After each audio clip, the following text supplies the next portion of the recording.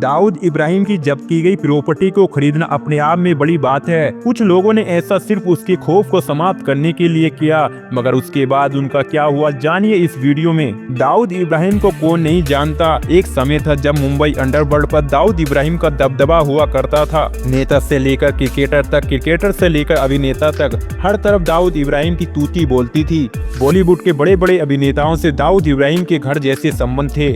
Underworld don Dawood Ibrahim को भारतीय जांच एजेंसियां पिछले 4 दशकों से पकड़ने में नाकाम रही हैं, लेकिन उसकी गैर कानूनी सरगर्मियों पर रोक लगाने और उसके गिरोह को नुकसान पहुंचाने की कोशिश हमेशा जारी रही है। इसी मकसद के तहत सरकार ने दाऊद इब्राहिम की जायदादों की नीलामी शुरू की। दिसंबर 2000 में पहली नीलामी का ऐलान हुआ, लेकिन दाऊद इब्राहिम के खौफ के चलते कोई बोली लगाने नहीं आया। इस बात को मीडिया ने इस अंदाज में पेश किया, भले ही दाऊद इब्राहिम कराची में बैठा हो, लेकिन उसका खौफ अभी भी मुंबई पर हावी है। कुछ महीनों बाद फिर नीलामी हुई, जिसमें दिल्ली के शिव सैनिक और वकील अजय श्रीवास्तव ने बोली लगाई और नागपाड़ा इलाके में दाऊद की 2 दुकानें खरीद ली।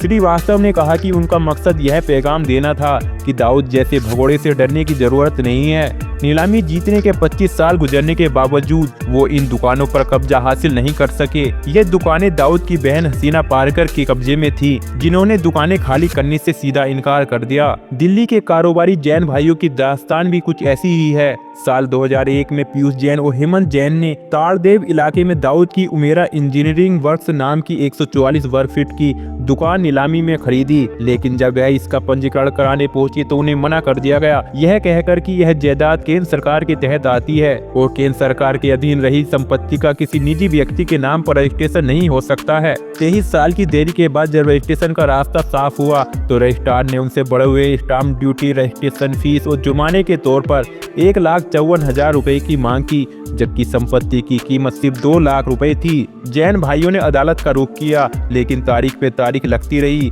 आखिरकार उन्होंने मजबूरी में यह रकम अदा कर दी। दिसंबर 2024 में आखिरकार उनके नाम पर जायदाद का रजिस्ट्रेशन हुआ, लेकिन अब उनकी असल लड़ाई इस जायदाद पर कब्जा हासिल करने की है। दाऊद की जायदादों पर कब्जा करना हमेशा एक मुश्किल और खतरनाक काम रहा है। 2016 में पाक मोडिया स्ट्रीट के रेस्तरां पर बोली लगाने वाले पत्रकार एस बालकृष्णन को छोटा शकील ने धमकी दी और उन पर हमला कराने की साजिश की, जिसे वक्त रहते पुलिस ने नाकाम कर दिया था। आप सभी भाई दाऊद इब्राहिम के बारे में क्या सोचते हैं, कमेंट में जरूर बताएं।